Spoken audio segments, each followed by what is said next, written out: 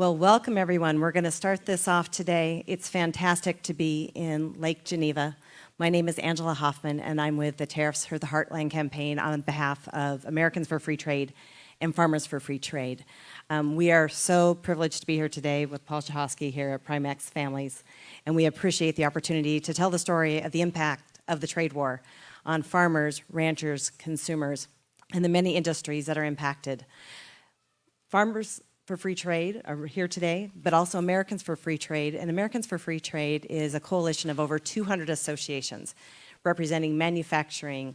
And that can be in products such as bicycles, the products you're going to hear about today, baby toys, gaming industry. But it also represents retailers and consumers and restaurants and so many more. And we've been hosting these series of Tariffs for the Heartland events across the country. In fact, we're just at our 20th event here today. So the story has been very important. This has been happening whether you're in Minnesota or Iowa or California or Texas, across the country. These are small families, great businesses, great jobs that are really sharing their stories about the impacts of trade. There's a little bit of a flag here I'm going to give you. Just since the trade war started here in Wisconsin alone, Wisconsin taxpayers have almost paid $533 million in tariffs. So those are tariffs not paid by China or the other trading partners. Those are tariffs that are paid right here by the good folks in Wisconsin. Now today, I'm here to help lead a fantastic panel. You're going to hear directly from those who are most impacted in the state. We have an outstanding panel here. But before we get started with the panel, I would really like to turn it over to Paul Shahosky to talk about Primex, why we're here. And so many of you are part of this wonderful company in our audience today. Thank you for being here. Thank you for taking the time to hear this story. And then we'd also recognize, and I'll have Paul recognize them as well, a couple members of the delegation who are so critical in this discussion back in Washington, D.C. So without further ado, Paul, I'd like to turn it over to you. Okay, great. I'm Paul Shahosky of Primex Family of Companies. I did want to pause and turn to our representatives because they've been outstanding supporters of. Johnson's office and Steele's office have been phenomenal in terms of their support and understanding what the tariffs are doing to small, medium businesses. And I wanted to do the introductions now. If you guys want to come, you want to say a few words? Okay. Hello, everyone. My name is Tom Petrie. I am Senator Ron Johnson's state legislative director, based out of the Madison office. I see some friendly faces, and obviously the senator had to send me here. He felt strong enough about this issue to make sure he had representation here. He was unable to come, obviously, but the issue is sometimes lost in Washington because of the ebb and flow of the news cycle and what's going on globally. Certainly, immigration, gun issues have come and taken a lot of the attention away from this particular issue, but this is one that Senator Johnson has been focused on for years, certainly since the Trump administration came in and started changing things up, as we'll say, with our trading partners and announcing intentions to leave NAFTA and a few other issues. And so the senator has been as vocal as any member of Congress. I think that he has felt that way. He has expressed his opinion not only to the president himself, but members of the administration, USTR, Lighthizer, people like Larry Kudlow. He's talked to him consistently about the need to end these so-called trade wars and re-up new deals with our partners. News happens all the time. This week's news was about what we may end up doing with the United Kingdom. He's involved in all of that, and he wants everybody here to know that he has been a champion of free trade since the day he entered the Senate back in 2011, and has no intentions of changing that approach, changing his principles, and he's not afraid to share his opinions. Derek was able to be at a roundtable that the senator hosted 2 weeks ago regarding the issues with the Wisconsin dairy farmers and the problems that we're having with export markets, specifically Canada and Mexico. And the senator felt strong enough to not denounce things that the president has said about the trade issues and who's paying them and who's winning them, but he feels strong enough to speak his mind pretty consistently, and that's something he's going to continue to do. And along with everything else that's on his plate, he's going to continue to try to represent business folks in Wisconsin and make sure that not only do these trade conflicts end, but they end with us in a better place than we were years ago. So thank you for inviting me, and I'm looking forward to the conversation. Good morning. My name is Susan Liston, and I'm the District Director for Congressman Brian Stile. I work in the Janesville office. It's great to be here. Thank you for having me. And the Congressman sends his regrets that he's unable to attend, but he wanted to send me to take notes and report back to him. This is a very important issue. Since being elected, Brian has met with a lot of businesses, workers, and farmers regarding the trade issue. He's taken everything in and believes that we need to protect the American worker and business and our farmers here in Wisconsin.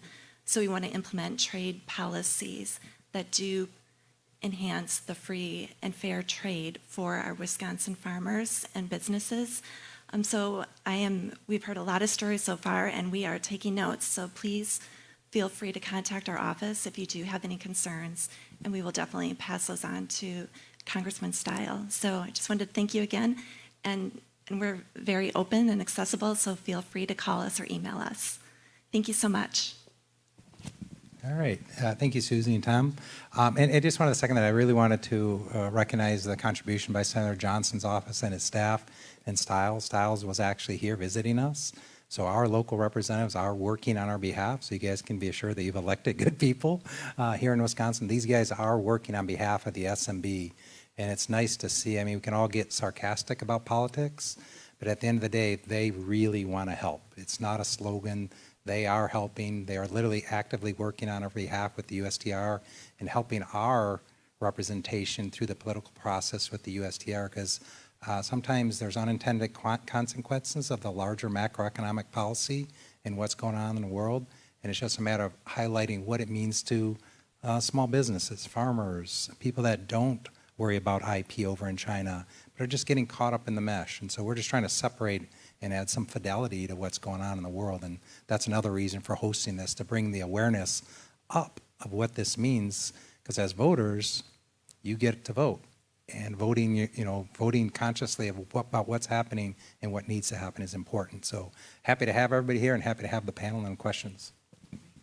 Thank you. So we're going to do a few introductions. We're going to take a couple minutes to introduce our great panelists, and then we're going to throw some questions out here. But this is interactive too. So those of you in the audience, if you have a question, feel free, raise your hand. We'd love to have you part of this discussion and dialogue. And if you have a story you want to share as well, this is a wonderful time to do it. We have great representatives in the audience. So this story, we've talked about manufacturing and retail and customers and more. We're going to kick this off on the restaurant side with Christine.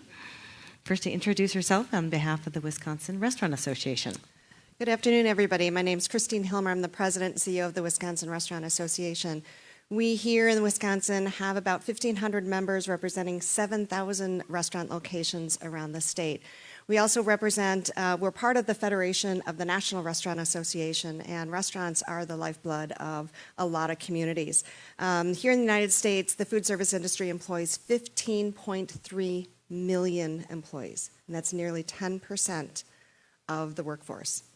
In addition, we have 1 million locations around the country, 90% of which are small businesses. And in aggregate, our industry represents $863 billion and makes up 4% of the GDP. So when there is an impact to our industry, it's a big impact to the economy as a whole. Our restaurants and food service, we rely on a sustainable and a secure stable of fresh ingredients that we use in our restaurants. And we rely globally on that information as much as we'd like to think about using our local farmers. In January, there's not a lot of fresh produce happening in Wisconsin farms. So we rely on that global network, and when that supply chain is disrupted or there are tariffs involved, it really harms our restaurants and their ability to serve reliable, safe, fresh foods to their customers.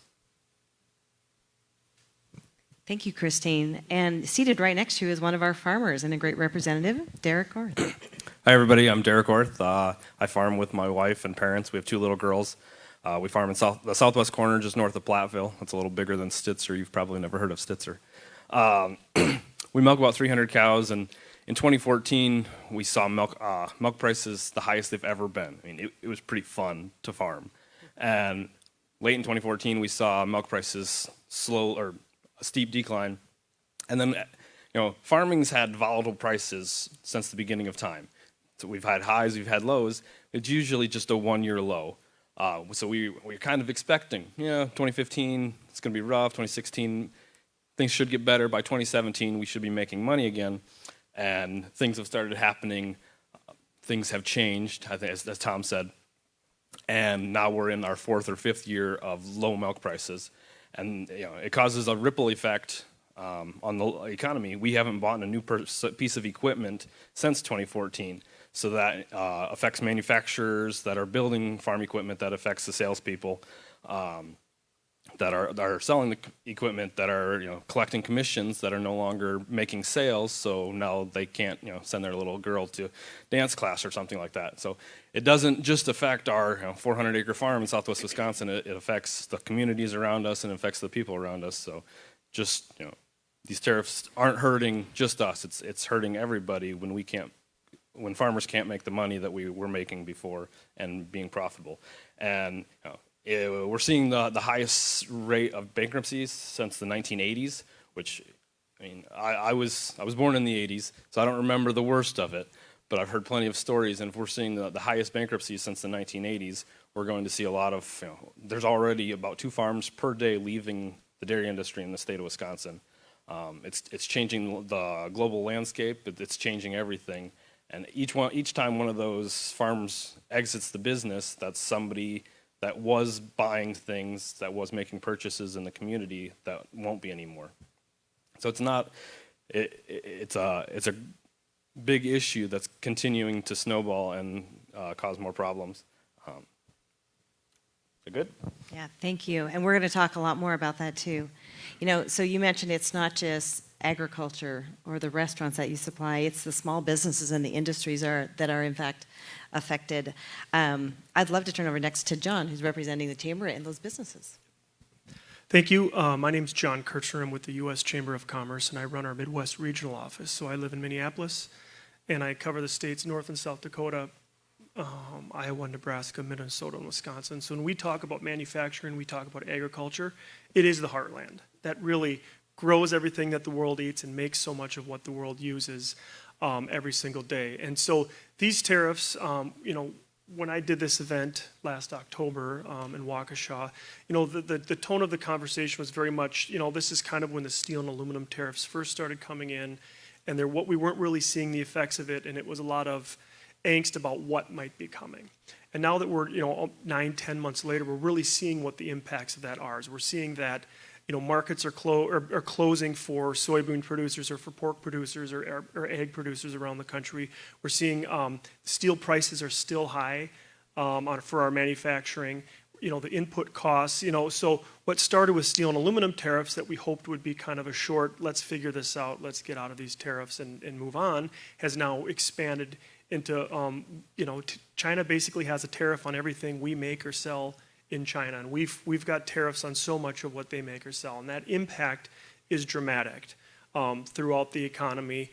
The economy's doing very well. We had tax reform that we passed in 2017, which the goal of that was to give businesses more money to invest in their communities, to invest in innovation, to invest in expanding their companies. And what we're seeing is that the impacts of these tariffs has swamped all the benefits they've seen from tax reform. So we haven't seen a lot of this innovation, and we haven't seen as much of this expansion because they're paying the higher costs of tariffs.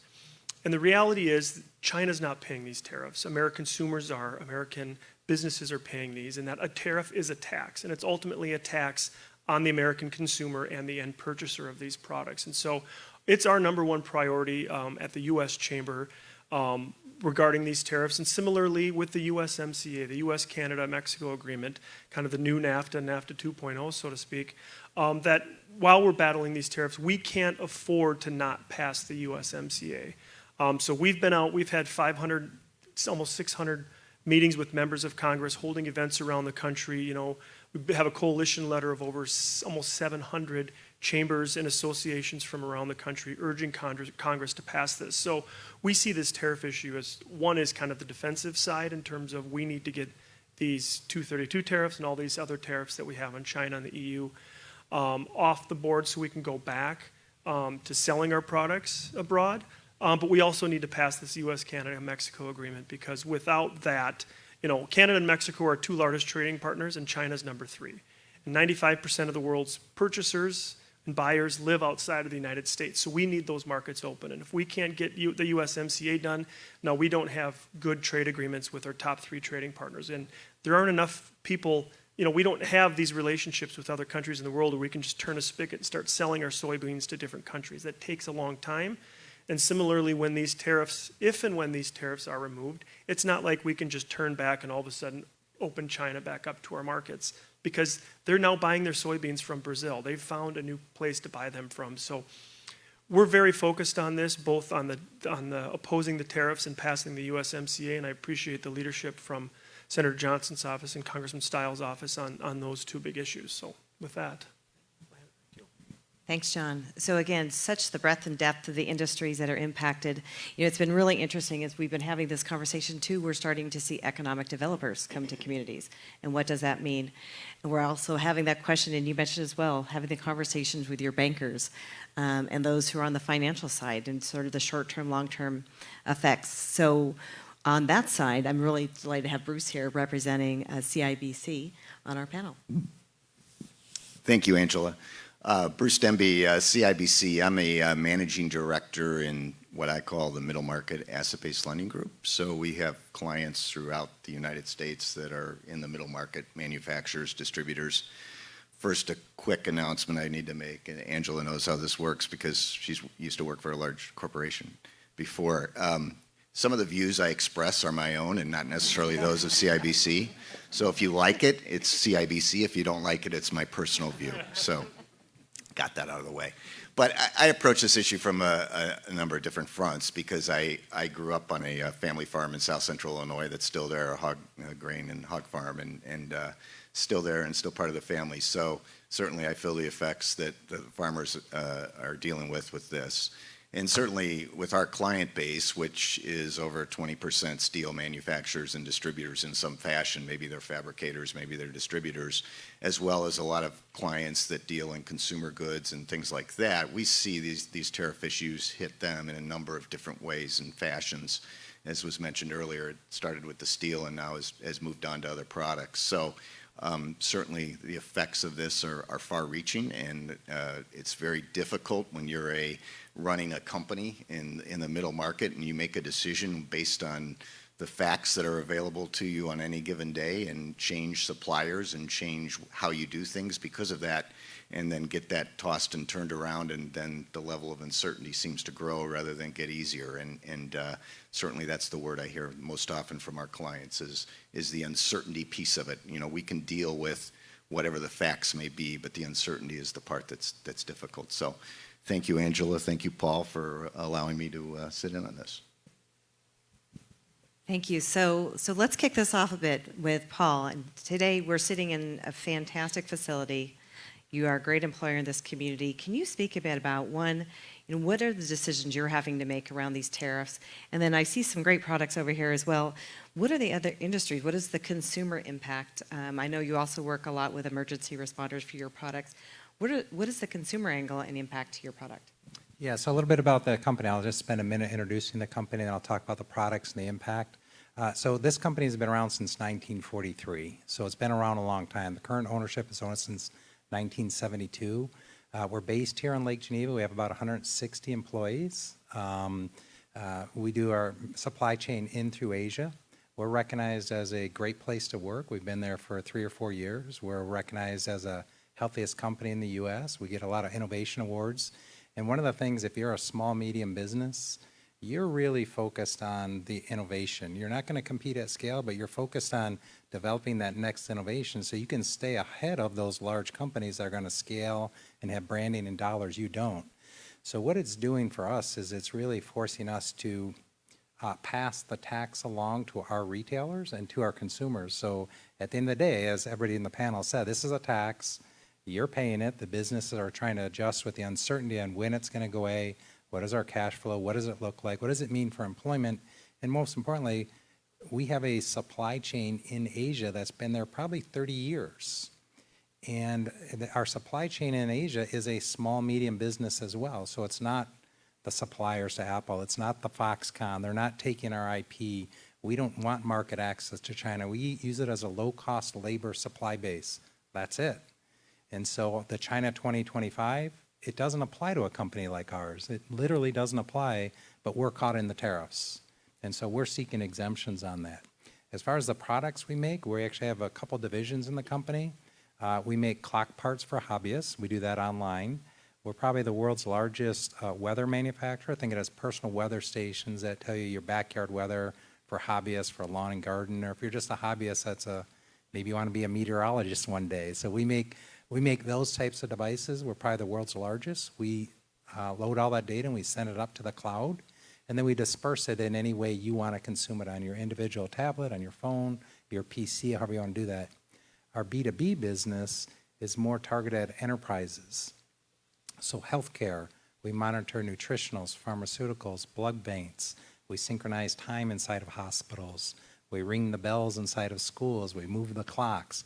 All of those things are being affected by the tariffs. And unfortunately, we're going to have to increase our prices and readdress our supply chain of what's going on in the business world.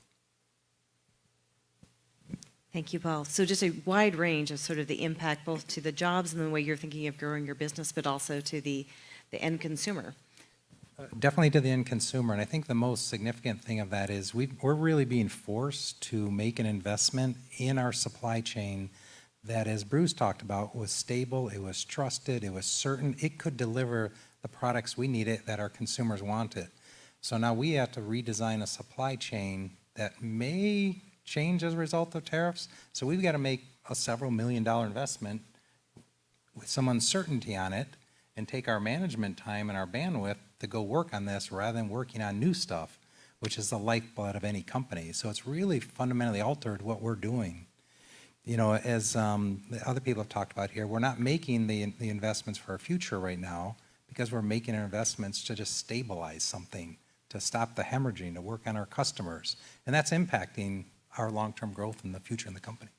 Wow, so those dollars that you've been investing in growth and innovation are just being stifled right now. They're being stifled, they're being reallocated. We're trying to do both, but at the end of the day, we can't afford both because we can't. It's financially irresponsible to do both. Yeah. And that definitely impacts growth here in the community. Well, let's talk about that growth. So restaurants as well. Christine, you know, we talked a little bit earlier, and we've seen this across the country. Restaurants are small businesses as well. And it's not just tariffs about the products that you're selling, it's what's happening in the kitchen. You're facing so many different tariffs right now. Can you share sort of how the industry is looking at these tariffs and what they're doing to sort of mitigate some of the risks? Definitely. Well, before we get to how we're dealing with it, the restaurants are really faced by three different threats when it comes to tariffs. First, the USMCA, the U.S.-Mexico-Canada agreement. We expect to get fresh fruits and vegetables year-round from Mexico. And if we do not pass this in the United States, Mexico has, but we have not, then we can expect that we're not going to see the fresh fruits and vegetables that we're used to getting year-round, not only in the restaurant, but in the grocery stores as well. So it's critical that we get this passed. Then there's the European. We've got retaliatory tariffs that are happening. It hits us in two ways. There's the food items, which is cheeses and pork products and pasta and coffee and things like that. But there's also retaliatory tariffs on beverages, most specifically on wines and distilled spirits. Right now, there's a tariff coming in on Scotch whiskey, Irish whiskey, cordials, cognac, things that are coming in. But also then there's a opposite tax going out. So we've seen a huge hit in the distilled spirits in the United States. In fact, right now, the American whiskey, there's a 25% tariff on American whiskey that is exported to Europe. And what that's caused is a lot of small distillers, they've had to cancel, or they've had a lot of orders canceled. They've also had to reduce or cut back on their grain purchases, which then impacts farmers. So there's a wide range with that. And then finally, of course, there is China. One of the things that may not be widely known is fish that is harvested in the United States most likely is shipped to China to be processed. And because that it is materially changed, when coming back, there's a tariff on it. With the labor shortage, we're seeing that as a potential danger in the poultry industry as well. Those processors are having a hard time finding staff, so it's quite possible that chickens may also then do the same thing, be transferred over to China to be processed, and then coming back in, since it's been materially changed, could see a tariff on it. And those are all things that we see as impacting, and for any small business, what it does is it raises your cost of doing business. Restaurants in general have a razor-thin profit margin. It's 3 to 5%. So to put that in real terms, for every dollar that comes into the restaurant, 95 to 97 cents are already covering something. They're covering salaries, benefits, food costs, keeping the lights on, rent, snow plowing, anything that that business has to do to run. 95 to 97 cents are already spoken for. So those costs have to come out of that razor-thin 3 to 5 cents, and it's not sustainable. So what's going to happen is restaurants are going to be forced to raise their prices, and consumers are very price sensitive when they're going out to eat. Or what they're going to do as a counter, if they can't raise their prices or can't raise it enough to cover those additional costs, what they're going to do is they're going to cut staff time. They're going to cut down on the hours that people can work. They may, we're seeing with the labor shortage, we're seeing restaurants closing days of the week because they just can't find the staff. So you're going to see a huge impact on your ability to go out and eat with your family and enjoy those restaurant foods. And another trend we see is in delivery. A lot of people want to eat at home, but they don't want to prepare it. But if the restaurant is closed or they don't have the staff to deliver that food to you, it's going to have a huge impact on consumers. So essentially, you have a triple, quadruple whammy as you're thinking about this industry. Absolutely. And ultimately, the consumer will be impacted. Those small businesses will be impacted. Main Street and downtown will be impacted. Anywhere we have those businesses. And I think there's also a real danger that a lot of these small restaurants are going to close. And especially when you think of rural America, these are sometimes the place where people socialize. It's where they get a hot meal. It's where they also bring their families, they commune. This is where a lot of the kitchen cabinet type discussions are around the dinner table, a lot of times at these small diners and small restaurants. And if they're closed, some of these communities may not have food options. Thank you. So let's talk about that uncertainty as well into agriculture. You mentioned dairy industry. You've weathered it all. Speaking of weather, that's been quite a year of weather too. But again, a lot of your product is exported. We've got other markets you're trying to open up. How is this impacting those markets that you're hoping to open up? And then from purely a planning perspective, how are you and your family, how are you managing the short-term, mid-term impacts of this trade war? Well, there's a lot of things going on. I read an article recently that there's 7 things affecting the dairy industry right now. Supply and demand, everything stems from supply and demand. So when cows are going to make milk no matter what. So when we can't export it, then it just piles up. At one time, there was 1.1 or 1.4 billion pounds of cheese sitting in warehouses nationwide. And then when there's that much cheese sitting around, the prices come down because we need to move product, and reducing the prices sells more product. We've just done a lot of things on our farm to try to cut costs, change our labor situation. I mentioned before we haven't bought a new piece of equipment since 2014. We have 3 skid loaders that all have over 9,000 hours, and somebody recommended, you should be trading in your skid loader, trading in your vehicle at 100,000 miles. We should be trading in our skid loaders at 2,000 hours. Well, yeah, we're at 3 of them with over 9,000 hours. So we're doing the best we can, but then it starts to snowball because when we're not replacing it and keeping things up to date, then we start having more problems and more breakdowns, which leads to slowdowns in efficiency and more costs fixing things. John, I think, mentioned the USMCA and getting products out into Canada and into Mexico. 90% of Wisconsin milk is made into cheese, and 90% of that is exported nationwide. Mexico is our biggest purchaser of cheese, and China was number 2, but now they're number 3 because of the tariffs. 2 of the milk co-ops that we sell to makes cheese specifically to sell to Mexico, and if we lose that market, then they're going to stop buying our milk. And then if we get to a point where creameries and processors aren't buying our milk, then what are we going to do? We might have to shut down. And then that affects our employees, that affects the community, and really affects us. And you mentioned it's sort of a record year for dairies going out of business here in Wisconsin. Right. I think it's been 700 since the first of the year, and it's about 2 a day, which is sad. I mean, it's 700 families that lost their livelihood. Farming isn't a job; it's a way of life. It's a livelihood, and it's completely life changing. If I didn't have the farm to go to, if the banker told me tomorrow that you're going to have to sell your farm, you're done, I wouldn't want to go back to the farm because I would be devastated. It would be mentally awful. And these are generational businesses. Absolutely. We're 4th generation farmers. I'm the 2nd generation on the farm. We moved from Iowa in 1993, but I hope my kids will be the 3rd generation on our farm if they choose to be.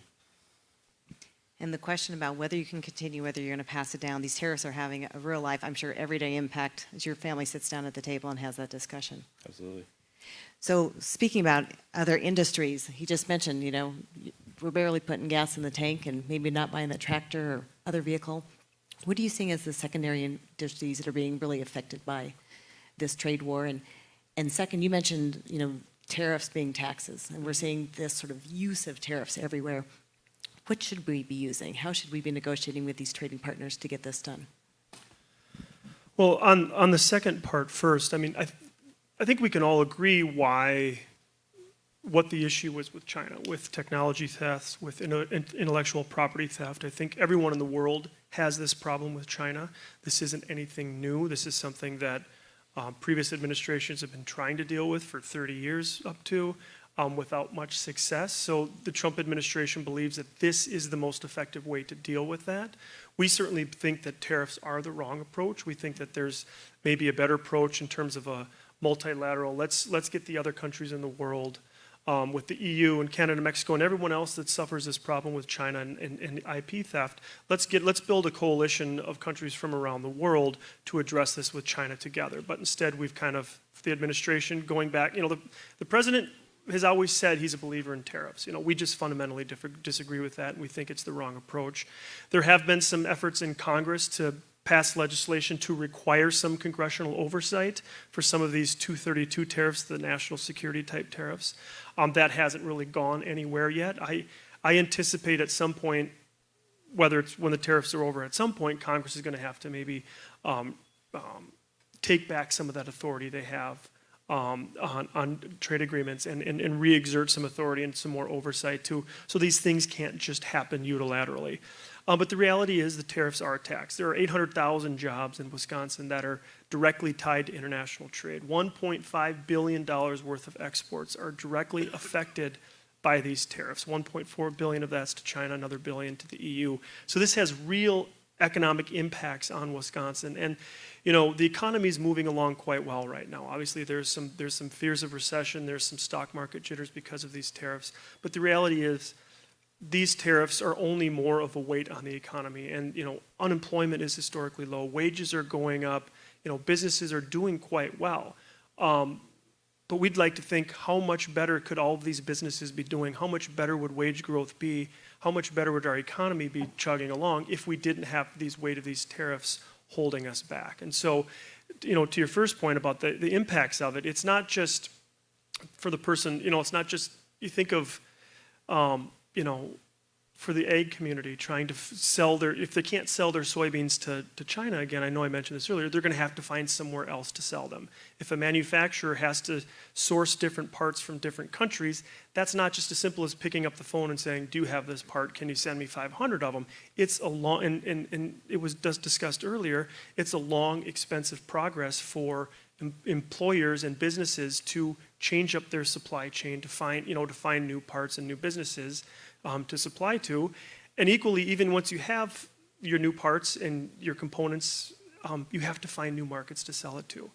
We were big proponents of the Trans-Pacific Partnership, which President Obama was negotiating, this deal with 11 Asian Rim countries, and that the point of the TPP was to address the China issue, was to kind of build, no kind of pun intended here, but to build a wall around China to help the world address this China issue. And the president decided that, well, he would prefer bilateral rather than multilateral agreements. So what we're hoping for is that we also need more free trade agreements around the world. We need these China tariffs to go away. We need to pass the USMCA, but we also need to open up more markets to sell our goods, because when these tariffs go away, we're just not going to be able to sell them right back to China or the EU. It's going to take time, and the sooner we can open new markets, the sooner and the easier it is for businesses to adjust.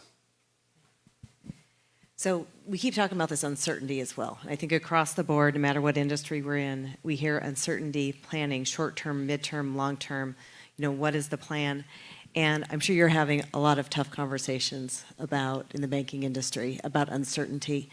We're also watching that the market is all over the place. Yesterday's drop in the Dow, responding to tariffs and sort of what is happening. Are we headed toward a recession? Are there indicators there? What's happening in terms of the level of uncertainty, and how close are we getting to something that's much more dramatic than we've been in to date with our economy? I don't know.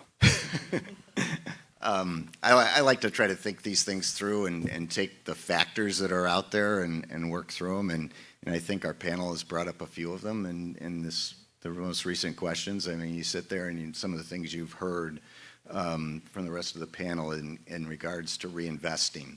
I mean, that's a thing from that we look at closely. Is our clients feeling good about what they see out there? And are they reinvesting in their businesses? And are they spending CapEx? Are they spending to grow their business? And as Paul mentioned, and the rest of the panelists have mentioned, you had to take a step back right now. You're not seeing that. I mean, the original idea of the tariffs was to bring business back to the U.S. I always like to think that we try to do things, and there's a lot of unintended consequences around that. And in a perfect world, we could see those and think them through. But it seems to me that it'd make a lot more sense, rather than punishing behavior that truthfully we created over the past several administrations, would be to incentivize the behavior that we'd like to see by giving people rewards for bringing in product from other areas, rather than punishing for tariffs from one area. But the reality is we are where we are, right? So, the labor shortage obviously plays into that world, because the reality is your initial impression is, wow, we just bring it back to the U.S. My clients are already talking about the inability to bring in the proper trained labor to their plant to get done what the current business they have. So it's the last thought in their mind is let's bring manufacturing back, though there's many manufacturers over here still, instead of being a distributor. And so we've kind of led to this behavior. I really thought we were far away from a recession probably just a couple months ago. I'm not so sure now. I see some of the factors as this uncertainty has grown and people have pulled back from investment, that, obviously these things go in concentric circles, right? I mean, if the business owner is making that decision, that affects their employees and affects the long-term profitability of the companies. And as a result, you start to see that investment curve show up in other areas, i.e. all the capital equipment providers and folks like that aren't as busy. Though I would tell you, I mean, we've got crane manufacturers that are still fairly busy. So, but then take trucking, for instance. The spot contract wage or spot contract on trucking has dropped quite a bit per mile in the last 4 or 5 months. It's down a little bit below the average now. So we're starting to see a drop in demand from that standpoint. So some of the factors are out there. Employment's still good. Spendable income is still decent, though, debt levels are rising. So, it's anybody's guess. But I do feel a little less confident about this than I was as recent as 2 or 3 months ago. Thank you. So we're going to open it up to the audience. I know we have some members who may be interested in asking questions, or if you also have a story of maybe local impact, happy to do that. Chuck, maybe run a microphone if we have questions from our audience.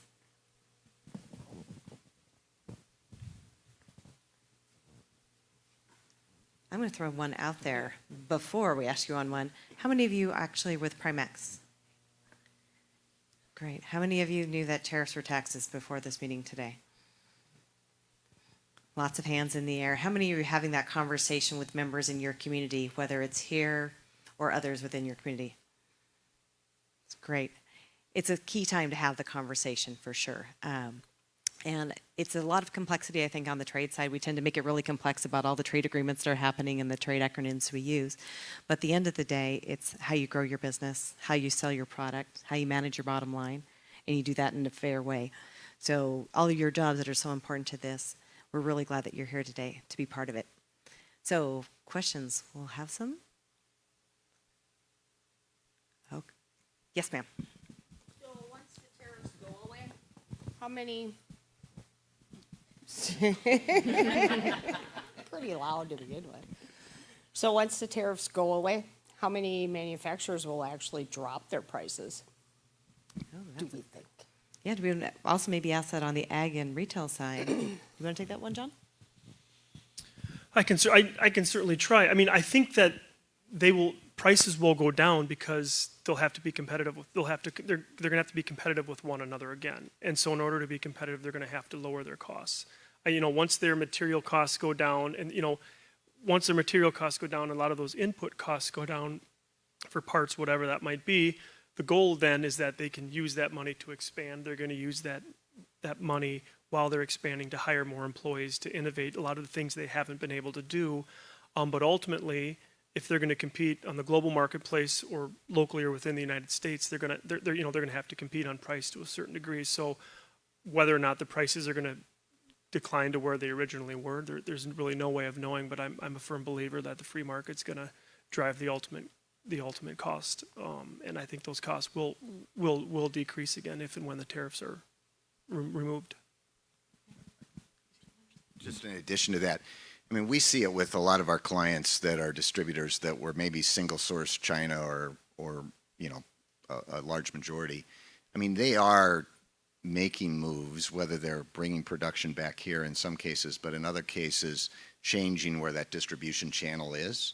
And it may be Indonesia, it may be Vietnam, it may be other of these developing countries. And so I think whatever happens, when it happens, the reality is there's going to be a redistribution. And in some cases, it'll be a healthy redistribution in the sense that they're actually establishing footholds in other economies that are developing and could actually improve prices even further from what you experience today.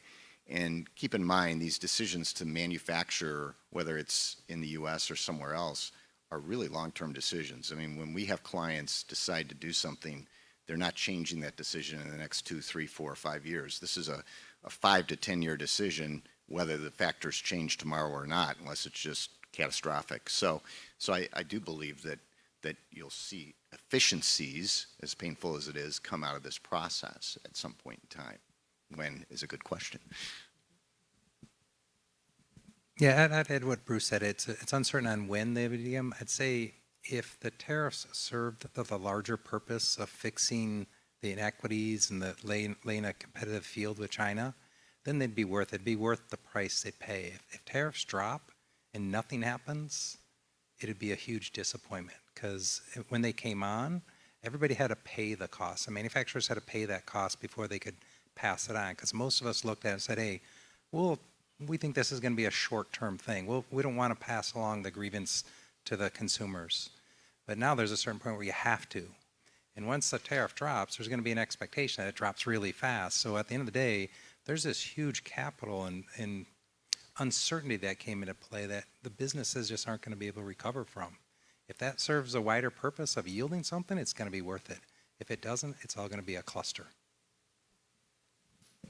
I can't address manufacturing specifically, but I can tell you that restaurants are right now making some big business decisions, whether or not they're going to expand. Are they going to have a second location? Are they going to expand their current location?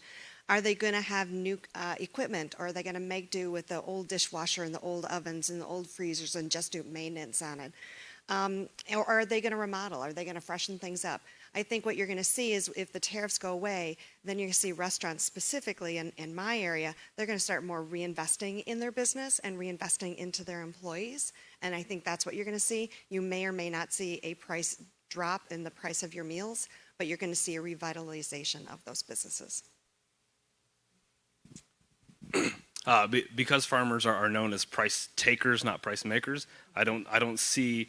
I mean, from our standpoint, our income is a third of or 2/3 of what it was in 2014. So think of losing 33% of your salary, but you're not paying 33% less at the grocery store on milk and cheese than you were in 2014. You might be seeing some sales, some reduction. So from the dairy standpoint and from agriculture, I don't think changing tariffs, there won't be food at the grocery store is not going to go down in price. Like somebody said, farmers are going to be doing more reinvesting, and that's going to impact the communities, and businesses might be adding jobs, and everybody's going to win from that front. But I don't see tariffs ending, affecting especially dairy. And from a fresh produce, sorry, I just put my elbow on the pen. From a fresh produce coming out of Mexico, you might see cheaper produce, but not necessarily locally grown products. And I think you'll see less dairy farmers going out of business. That's true. It's been interesting too. So there have been several lists, and there have been so many different types of tariffs. A number of those tariffs have not got into effect that really have a consumer-facing side. And we saw a little bit of good news this week that maybe the Christmas holiday tariffs are being postponed. But there are many, many other products and component parts and more. And I think we've heard it across the board, right? Whether you're a baby crib manufacturer, you're a board game manufacturer, a lot of the components are already being affected, but they haven't quite passed it down to consumers. But as we go into these next tranches, and those tariffs are still ominous. I mean, they're still in the works. Then there will be a tipping point of passing that on to consumers for sure. Sure. And I'd add that. So from our business, we were impacted from list 1. So we got list 1, list 2, list 3, list 4. And as you look at the current administration, my personal perception is they've got an idea of what business means. And for them, the business means the Dow Jones Industrial Average, the large companies. And if you look at who's getting the exceptions, it's the large companies, because they either have political reach or that's how the current administration views the economy. If the big companies are taken care of, life is okay. When you really look at it and you drill down, most people know that it's worked on individual farmers, it's worked on the small businesses. That's where the economy and the growths are in the company. And if you ignore that piece and your metrics of success are what are the big companies doing, we're missing the point. And that's really one of the reasons for holding this. It's not the big company. The economy may be good from a big company getting the exceptions. We're not. It's not affecting us. We're not getting the exemptions, the Christmas exemption Trump just tweeted out. That doesn't apply to us because we're a small business. So we don't have that visibility. Great question. Other questions in the audience? So I'm going to come over here a little bit. Yes, sir. Ma'am, we've got two in the back here. Yes. We're coming around with a microphone. What would be the impact on these industries if the trade war moved to a new phase that was dominated by a currency conflict? Yeah, sounds like a banker question. Anonymous banker question.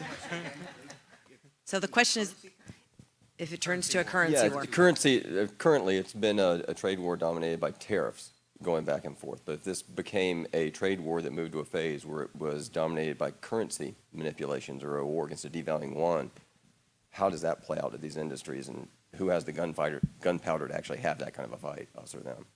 Okay. So again, we finance middle market businesses, so this is over my head, but let me take a shot at it.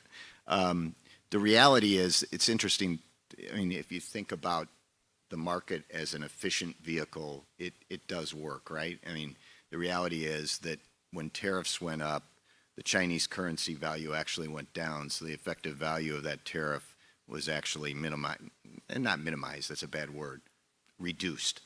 And so it works with all the currencies from a standpoint of the strength of that relative economy vis-a-vis the value of the currency helps determine the value of goods that go back and forth between economies.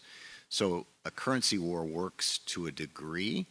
You know, the ability of many of these places to affect their currency or it gets somewhat reduced by the true market forces that are out there. And so I actually think, or in my personal opinion now for sure, that a currency war in itself wouldn't be a big thing that is gonna happen. I don't, you know, I think that they can drop the Chinese currency to a certain level, and then clearly, what's the U.S. going to do to counter that? I mean, there's other effects that occur by reducing the value of your currency and the ability of all of your, you know, businesses within that area to purchase from other places because the value of your currency is less. You've got less purchasing power. That affects it. Supposedly, it increases your exports, but does affect the ability of the people in that economy. So I think it gets extremely ugly if it goes back and forth in that respect, but I just don't think that's going to happen. We have another question? Hello. I'm a product manager here at Primex, and so I work on the innovation side of things, which is exciting because I like bringing new ideas, working with the different teams to drive that innovation and bring solutions to our customers to connect them to their world and everything. But in these like last year and stuff, we've had lots of great ideas come forward that we've developed. We all agree they're good investments, but we haven't been able to make those investments because we have to spend our money on figuring out this sourcing thing and working through that. So we can't invest in all the innovations we'd like to. I love being a product manager. I love the career path that I'm going down, but do you see the continuation of these tariffs possibly cutting off careers like mine and restricting the amount of people that can actually get in there and develop? Okay. Do you want to take that one? No. I don't. I would think it's going to force the tariffs and all their negative consequences, as Bruce said, are going to force a redistribution, a refocus on things. We're going to go to different countries. We're going to find a different supply chain. At the end of the day, we have to innovate. We aren't a country or a company that doesn't innovate, so we're going to have to continue that. So I don't see I think it may slow down, but that doesn't go away. The jobs don't go away. The investments may get slowed down. We may have to pace ourselves while we fix some other things, but it's also kind of other opportunities. If we go into Indonesia, if we go into different countries, it may change the focus of what you're developing for, but it won't change the fundamental need of an innovation. The innovation just might be different. It might be an innovation in a process. It might be an innovation in a sourcing. It might be an innovation in a product. So what the innovation and the product manager is working on may change, but not the fundamental function of innovation. I don't think it can ever go away. Anybody want to? And it's a great question as well. We hear that across the board, maybe in the term of urgency. And let's talk about that a bit more as well. So we've been at this trade war now. We've had steel and aluminum tariffs. We had multiple fronts unfolding. We've had a lot of activity across the board. We have so many industries impacted, whether you are a baby product manufacturer, if you're a gaming industry. I've been at events where they make ski gear and outdoor gear, boating equipment, you name it, and more, and many of those jobs. And we hear both uncertainty, but now sort of this call for urgency. Big decisions are needing to be made. Conversations with bankers are happening. Let's talk a little about urgency. And then second, I know we have some of our representatives here. You've been very supportive and your members have been very supportive. What more can we be doing, or those in the room or those in the industry, to help carry forward the message and give you sort of more firepower in Washington as you take on these issues with your members? I would just state sharing your story. Members receive. It's information on both sides of the aisles, those for and those against. Thank you. And so it is the importance. I know I speak to a lot of small business owners who are frustrated, with the tariffs and what can they do. And like, you need to just go ahead and write that letter and share that, because our members are going around, like, especially now for us in the August recess, meeting with people, having listening sessions, and the more that their eyes can be opened up on how this is impacting their constituency, the better it is. And so I would just, continue being very vocal and letting them know, not sitting by the wayside and saying, oh, somebody else will tell my story for me. I think everybody should get really active.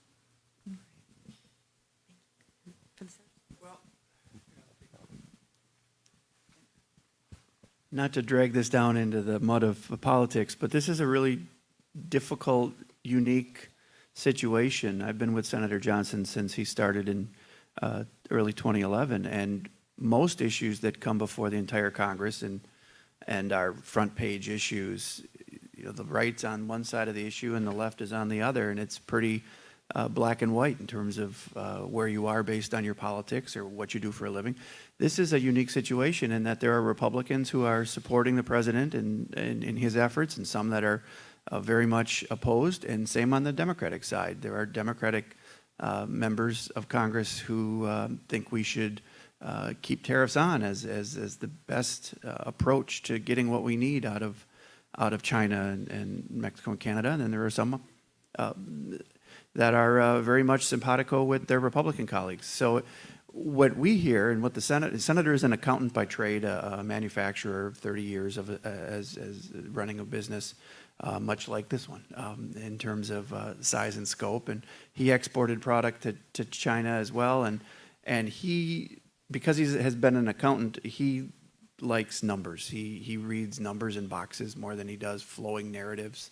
I've learned the hard way, inform him with data, not with narrative. And so when it comes to trying to get him to understand your plight or understand your concerns or your arguments, he likes raw data. He'll draw his own conclusions based on what the numbers say. So it's kind of unequivocal. This is across the board something that he's mentioned it. This has been one of his catchphrases. A lot of people have said it. It's a short-term pain for a hopeful long-term gain scenario, and that's how he feels about it, and that's how he's expressed his opinion to the president, that there better be a light at the end of this tunnel, and it better come relatively soon, or a lot of people in Paul's situation and whatnot will start scratching their heads saying, this isn't why we elected a Republican president, and so on and so forth. So there's a lot of political issues that are involved in this too, just like everything else, I guess. But the senator prefers data, raw numbers, and that's what he's been after and what we've been trying to get him. So thanks. Thank you. Any other questions? Yes, sir. Yes, hi. A question for the concerning the restaurant and the dairy thing. These days, more restaurants are actually doing what they call farm to table thing, where they're actually getting local supplies and local farmers here. I think maybe some could probably argue that, hey, maybe this kind of thing, going to a local thing, we're benefiting local businesses and local pharmacists, and maybe even essentially buying American. That said, do you believe that the tariffs, both the chain supply, do you believe actually tariffs could still have an effect on such a local-to-local relationship, and if so, how? For restaurants specifically, there's only so much you can get locally. I think that the trend, the farm to table, is here to stay. We certainly want to support our local communities and our local farmers and so on, but as I alluded to earlier, you can't get lettuce and corn in Wisconsin unless you ship it in the middle of January. So there's still a component to that. Another thing I wanted to add, I mentioned about the fish being processed in China and the chicken potentially going there as well. The other thing that we're concerned about with that particular trend is food safety. Because if you do the processing in China or any other country, they are not necessarily bound to the same food safety standards as the United States is. And so I agree, farm to table is a great trend, but that food safety is key, and being able to source that those fruits and vegetables and meats and cheeses and things to go into the restaurants to make the food that you all want to eat is going to have to be a multi-prong approach. Food to table is one, but you're also going to have to get it internationally, so the tariffs will continue to impact us. From our farm standpoint, I was making some notes. Everybody's drank like a pint of milk, unless you're lactose. Okay, so our farm, we produce 12,000 of those or more every day. So we would have to have, if we're going to focus on a farm to table, that's 12,000 people drinking 1 pint of milk a day. That's why 90% of Wisconsin dairy goes outside of Wisconsin. I was actually in New York City a few weeks ago. New York City has 41 farmers markets that go on 3 or 4 times a week. And we were talking with the CEO of the organization that is in charge of the farmers markets, and he said, the amount of food that goes through these farmers markets only feeds 2 or 3% of New York City. So there's still 96, 97, 98% of food that isn't being consumed, locally, farm to table. So I think there's a place for it, and it's more of building relationships between farmers and consumers. But ultimately, there's so much food being produced that it can't just be eaten at that table. It has to be at a worldwide table. Great question. Any other question? So we're getting close to the top of the hour, and we want to be respectful that you have taken some time out of your busy workday today to join us on this panel. I'm going to ask kind of a speed round question here for our members, and then we'll bring it to Paul to close us out. But we do have members of Congress who are here, but there are many other members of Congress and the President. What message would you send to the President, to your local officials? Don't forget, we should also be talking to our governors and our mayors as well. What message would you send about the urgency in removing these tariffs immediately? I get to go first, huh? Well, I think the message would be there is an urgency, right? I mean, the reality is this is drug on, and I've used the word uncertainty probably 48 times too many, but the uncertainty is affecting people. It's affecting everyone throughout the chain. So there's a need to bring it to a conclusion. I would stress that I'm also of the opinion that it was, if you look back over the last 15 to 20 years, this is probably the one time in the economy we could afford to do something like this. But it is going on a little too long. The reality is, and Paul brought this up earlier, is to the extent that it is extending out a little longer, there needs to be a fairness to the process. Apple doesn't really need help with the fact that they get the tariffs removed on their product. Paul could use some help. So, to the extent that there are groups and constituents like the farmers and the small manufacturers getting hurt and it is going on longer, there needs to be something done to help them out in that interim period of time so they can sustain through. But that would be my message. My message would be largely what the U.S. Chamber's message has been, which is that tariffs are the wrong approach. We firmly believe and understand why we need to address the issue with China with intellectual property and technology theft and all that, but we firmly believe that tariffs are the wrong approach. Paul alluded to it earlier with early on in this process, most businesses, most manufacturers were absorbing these extra costs of the tariffs because they thought it would be a short-term experiment that would be over soon. At some point, the businesses aren't going to be able to absorb those costs anymore, and those costs will ultimately get paid by the American consumer. And so, we feel that there is a more efficient, more effective political way to deal with this that is not tariffs, that is not being paid for by the American homeowners and American consumers and American businesses, but that there is more of a foreign policy kind of approach that needs to be addressed to deal with this, but ultimately that the tariffs are the wrong approach and the wrong way to handle it.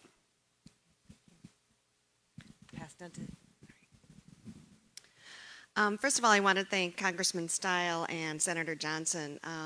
Whether we're in district or whether we're in DC, they have always been very approachable, They want to hear stories from our restaurateurs. And unfortunately, not all congressmen are that way. And so I would encourage all congressmen to sit down and listen to their constituents. A lot of times it's because of politics. They don't want to hear it because you don't agree with me. You know what? I think most Americans are somewhere in the middle. Some agree with some of the Democratic things that are going on. Some agree with some of the Republicans. And I think there's more people in that middle, and it's not black or white. The other guidance that I have is to go out and eat. I would be remiss if I didn't encourage people to do that. But when you're there, talk to the restaurant owner. Talk to them about some of their struggles, whether it's food costs or labor or local ordinances that are getting in their way of being able to do what they do best, and that's be hospitable, cook delicious food, and be a place for people to come together. As we heard, this is short-term pain for a long-term solution. And I think we're starting to get to the long term that we now need some solutions. So any way that we can get this solved sooner rather than later, I think is what we're all interested in.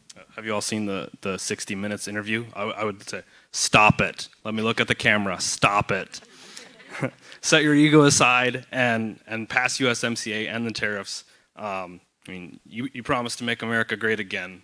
You know, hurting China doesn't make America great again.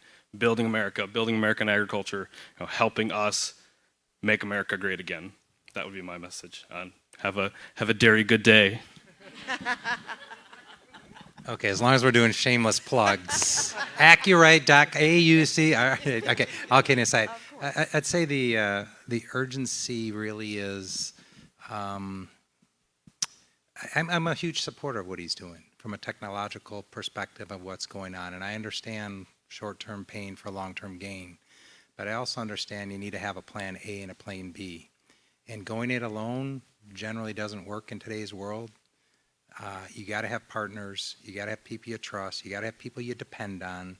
You got to have a network of people. And in a political environment, you have to have a network of countries that are your friends and are willing to support you in things.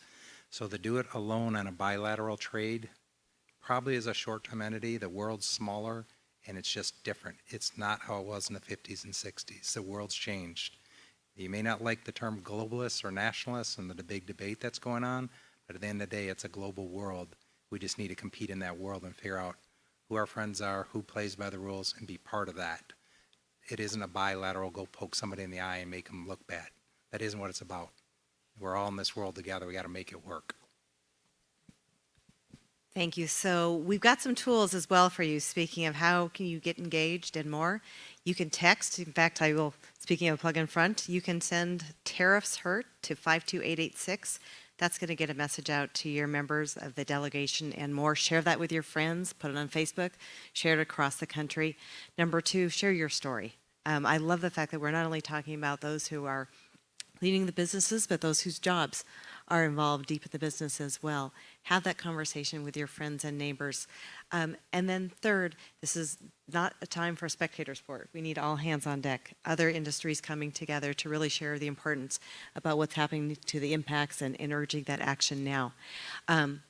Now, speaking of thanks, let's really thank our colleagues here at Primex and Paul for hosting us today, and our panelists for an excellent panel and sharing the impacts to the agriculture industry, our retailers, our consumers, to our restaurants, our small businesses, and sort of what's happening in those underlying and keeping the mainstream of our economy going. So please join me in thanking them all for a fantastic panel today.